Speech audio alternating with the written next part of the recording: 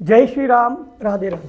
आपने अक्सर सुना होगा व्यक्ति बोलता है केतु, राहु, शनि। तो आज हम मुख्य रूप से केतु पर बात करें। देखिए, किसी भी प्लेनेट को समझने के लिए सबसे पहले उस प्लेनेट की कैरेक्टरिस्टिक्स को जानना जरूरी है। शास्त्रों के अनुसार जो हमने सुना है, समुद्र मंथन के समय जब ये कथा आरंभ हुई थी तो उस समय केतु का निर्माण हुआ था। शास्त्रों के अनुसार केतु यानी कि एक ऐसा असुर जिसका सर नहीं है, केवल नीचे नीचे का शरीर है। अक्सर हमने सुना है गांव के लोग दिल से सोचते हैं, दिमाग से नहीं। तो ये केतु प्लेनेट जो भी है ये वैसा ही है जो केवल दिल से सोचता है, दिमाग से नहीं। अब सबसे पहले हम ये जानते हैं कि केतु की कैरेक्टरिस्टिक्स क्या है, क्योंकि जो भी प्लेनेट की कैरेक्टरिस्टिक्स होंगी वही वो दे पाएगा। अब यदि आप उसकी कैरेक्टरिस्टिक्स के बियॉन्ड मांगना चाहेंगे तो वो शायद वो प्लेनेट ना दे। केतु को ज्योतिष में या शास्त्रों में धर्म विजयी झंडा बोला गया है, धर्मधारी झंडा, यानी कि जो धर्म का प्रतीक है। अब जो धर्म का प्रतीक है वो कमजोर कैसे हो सकता है, आज हम ये भी जानें। केतु सबसे पहले अगर उसकी सबसे प्रमुख अगर कैरेक्टरिस्टिक्स देखनी है तो है उसकी इंट्यूशन, उसकी आभास करने की शक्ति। जो भी केतु वाला व्यक्ति है या जिसका केतु अच्छी जगह पोस्टेड है या कहीं ना कहीं उसकी लाइफ में केतु की फ्रीक्वेंसी एक्टिवेटेड है, तो आप देखेंगे वो व्यक्ति अक्सर बहुत कुछ ऐसा बोल जाता है जो बाद में हमें याद आता है, हाँ यार उस व्यक्ति ने ऐसा ही कहा था और देख लो ऐसा ही हो गया।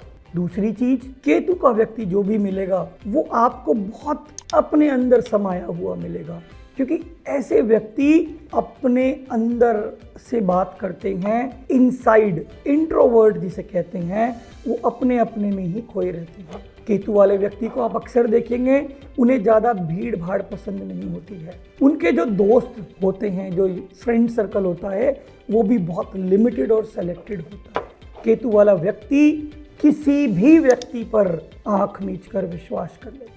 ऐसा व्यक्ति एक व्यक्ति को एक नहीं अनेकों मौके देता है, लेकिन फिर भी उसका विश्वास बना रहता है। हम सुनते हैं कि केतु वाला व्यक्ति है उसके साथ तो ये हुआ होगा। ये बात गलत नहीं है, लेकिन ये कब होगा, जब केतु वाला व्यक्ति कुछ विशेष सावधानियां नहीं रखेगा, यानी कि जो उसकी लिमिटेशंस हैं, यदि अगर उस पे वो काम करता है तो मैं नहीं समझता कि कोई भी ऐसा प्लेनेट है जो आपको इल इम्पैक्ट देगा। अब केतु वाले के लिए सावधानियां, सबसे पहली सावधानी आंख मीचकर विश्वास नहीं करना, यानी कि किसी भी व्यक्ति पर ब्लाइंड फेथ नहीं करना।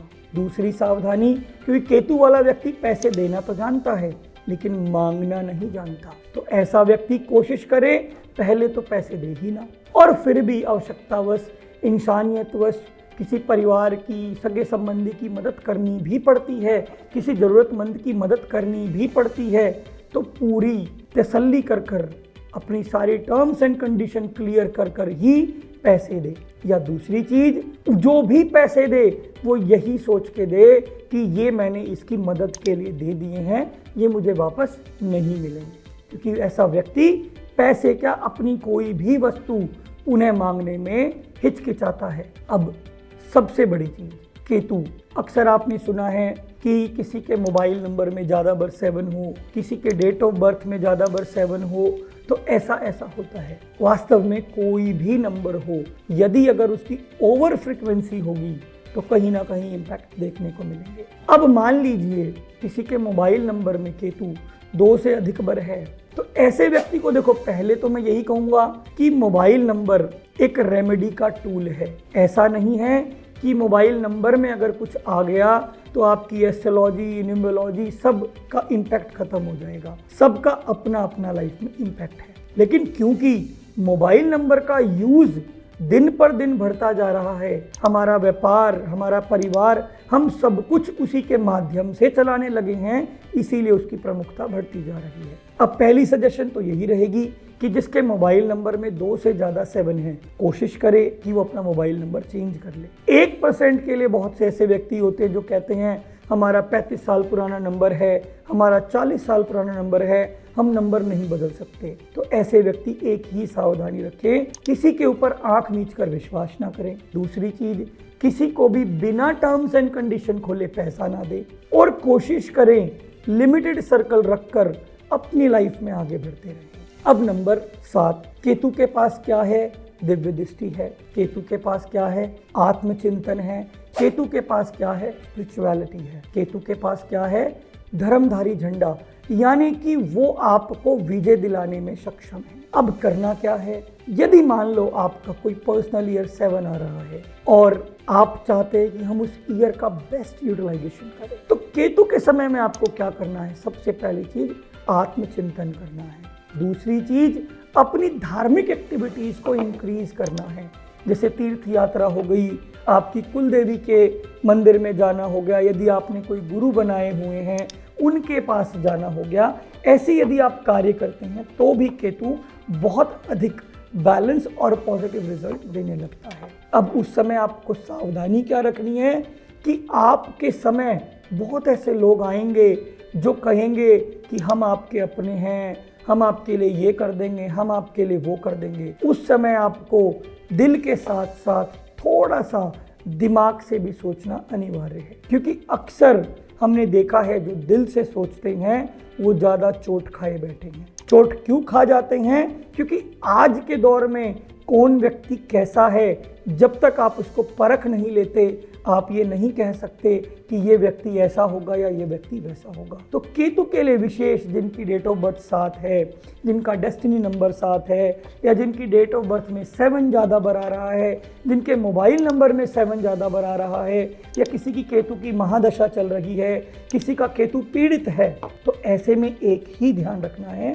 कि आपको आंख मीच कर किसी पे भरोसा नहीं करना, आत्मचिंतन करना है, अपनी धार्मिक गतिविधि कभी रोकनी नहीं है, सदैव गुरु का आश्रय रखना है। केतु क्या है? चेला। एक ऐसा चेला जो कि दिल से सोचता है। यदि ऐसे चेले के पास मार्गदर्शन नहीं होगा तो वो भटक जाए। तो जो भी 7 नंबर वाले व्यक्ति हैं या जिनकी केतु की महादशा चल रही है, वो सर्वप्रथम एक ही काम करें कि किसी ना किसी गुरु की शरण लें।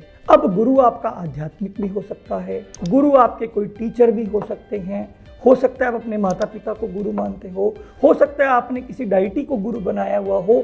जिसको भी आपने अपने मन में गुरु धारण कर रखा है उनकी शरण पकड़ें।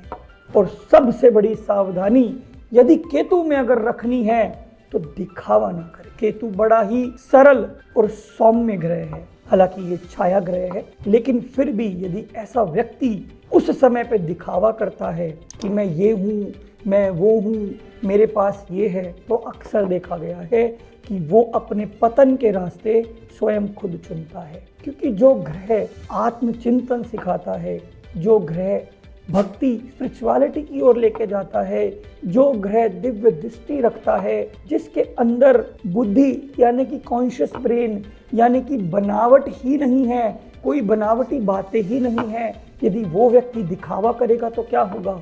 वो कहीं ना कहीं अपने केतु के इम्बैलेंस ट्रेट को पकड़ेगा। तो आशा है केतु से संबंधित जानकारी आपके लिए सरल स्वभाव और समझने वाली होगी, और आप इसको समझकर अपने जीवन में इसको अपनाकर अपने जीवन के अंदर सुख, समृद्धि, ऐश्वर्य, स्वास्थ्य ये सभी प्राप्त करेंगे। इसी के साथ मैं अपने शब्दों को विराम देता हूँ। जय श्री राम, जय माता दी।